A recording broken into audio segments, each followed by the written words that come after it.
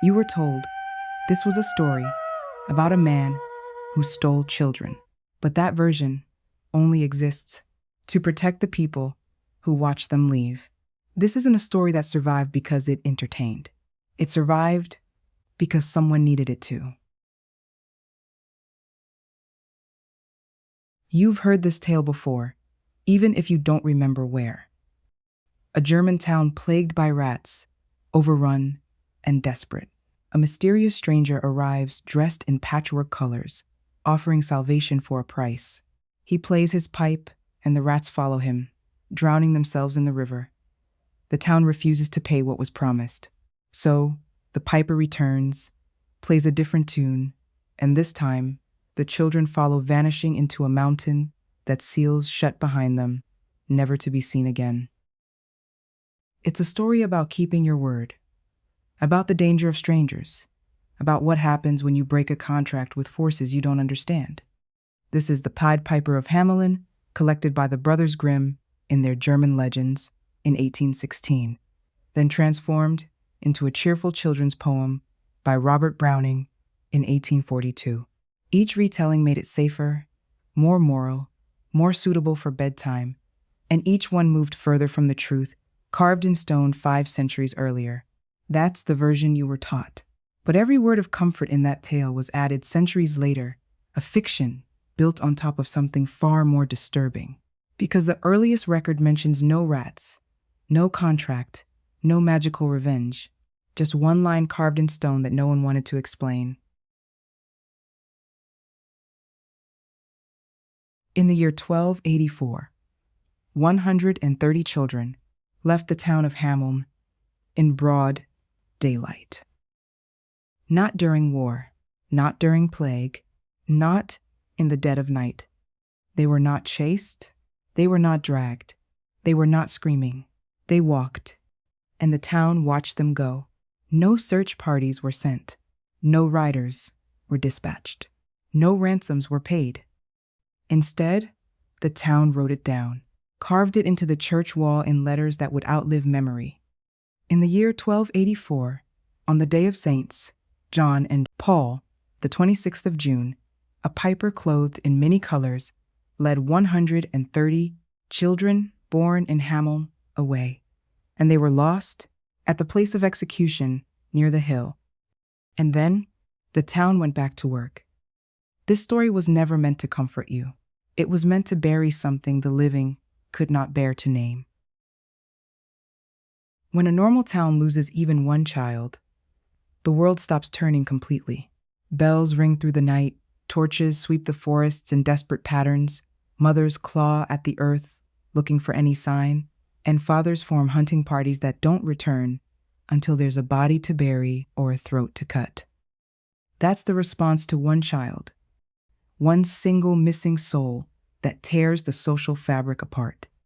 Hameln lost 130 children, all at once in broad daylight, walking in formation where everyone could see, and the response was documentation, not mourning, not fury, not the kind of grief that burns down governments and rewrites laws, but paperwork, as if the children were livestock being transferred, as if their absence was merely an administrative matter requiring notation. For 300 years after that summer day, no one in the written records mentioned rats. No one mentioned broken contracts or unpaid debts, or any of the familiar elements we know from the fairy tale. The earliest chronicles say only that the children left, offering no villain, no motive, no comfortable explanation that would let the survivors sleep peacefully at night, just a hole in the town shaped like its future, and around that hole, life continued with weddings and harvests and new babies born to replace the ones who had walked away. The street where they vanished, called Bungelosenstrasse, was declared silent by town law, forbidding music, drums, and celebrations not for a year, not for a decade, but for over 400 years. You don't ban music for that long unless the sound reminds you of something you did, unless every note threatens to resurrect a truth you've spent centuries trying to bury. By the 16th century, some 300 years after the children vanished, the guilt had festered long enough that the town needed to give itself permission to forget. And so, they created someone to blame. They invented the piper, a stranger and a foreigner, dressed in motley, the costume of fools, criminals, and the condemned. And they said, he came to rid the town of rats that had never appeared in any earlier account.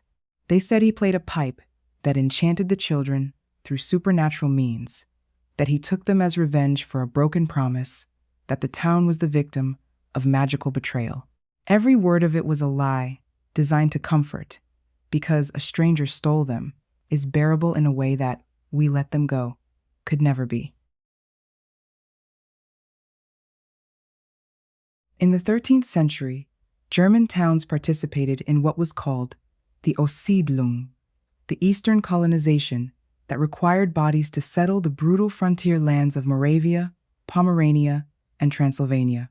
Agents recruited young people for these settlements, and children were currency, especially the expendable ones, the orphans, the extra sons with no inheritance, the daughters who would cost dowries the family couldn't afford. Some records show Hameln families receiving settlement contracts around 1284, suggesting payment for futures they'd already written off. The piper may not have been a mystical figure at all, but rather a recruiting agent with a list of names and a town council's quiet approval, taking what had already been sold. Others believe Hameln's children were swept into something similar to the Children's Crusade of 1212, when tens of thousands of young people marched toward Jerusalem, believing God would part the sea for them. Most were sold into slavery, others drowned, and some simply disappeared into the machinery of medieval Europe, where children were labor and nothing more. By 1284, the crusade was legend, but the machinery was still running, and the piper's many-colored clothes may have been crusader garb, his music may have been sermons, promising salvation to those who left everything behind. There are older fragments that the church tried to burn, and they speak of the Koppenberg Hill, the place of execution mentioned in the original chronicle. This was not a mystical mountain that swallowed children through magic, but a real location outside Hameln. And in medieval German, Berg doesn't just mean mountain, it also means burial mound. Some scholars believe the children were not led away to new lives, but led to slaughter, a mass sacrifice hidden behind the language of disappearance, because in medieval Europe, when a town faced crisis, children were sometimes offered not to God, but to survival itself. The piper may not have been a recruiter or a pilgrim leader, but an executioner, the town dressed as a savior, someone hired to do what no parent could admit aloud.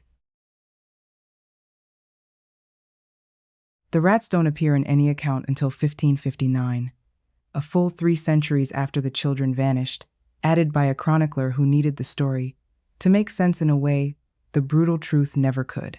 Because rats give you a plague, which makes the town victims, and a savior in the piper who comes to help, and then a betrayal when payment is withheld, and finally a punishment when the children are taken. This transforms an atrocity into a fable, makes the children collateral damage instead of deliberate loss, turns the town into victims instead of perpetrators. But the original chronicle carved in stone mentions no rats, no plague, no contract, just children walking into nothing while the town watched. When the story says the children disappeared into the Koppenberg mountain and the stone sealed behind them, this is not fantasy or magical thinking. It's geography describing where the bodies are.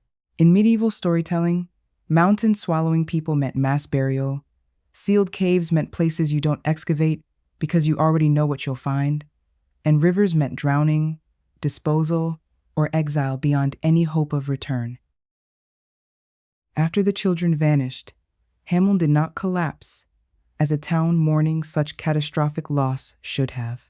The economy continued functioning, the markets operated, new children were born, and within a generation, the town had replaced them as if 130 souls had never mattered at all.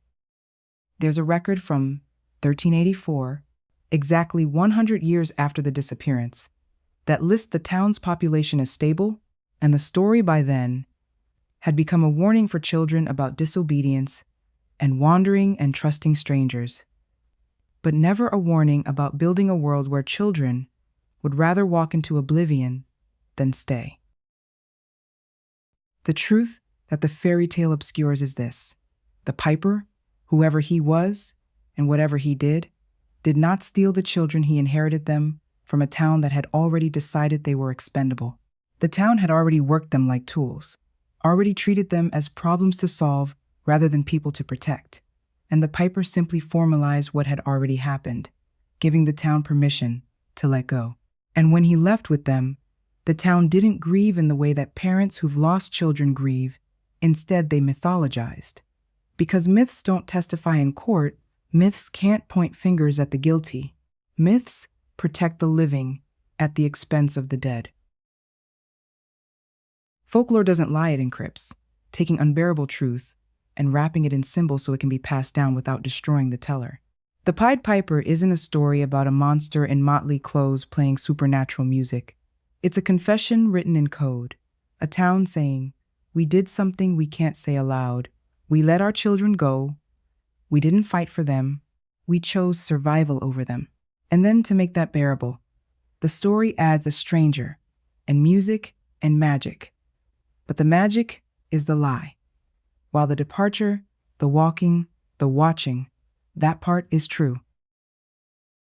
The most terrifying thing about the Pied Piper is not the piper himself, but that the town is still standing, still telling the story, still pretending it was helpless, still teaching children to fear the music, instead of the silence that let 130 of them walk into the dark while their parents watched and did nothing. Because the most dangerous monsters don't play pipes or wear costumes of many colors. They write laws, they make budgets, they do the math on who's worth saving and who isn't, and then they tell stories about it forever. Stories that transform their choices into fate and their guilt into legend.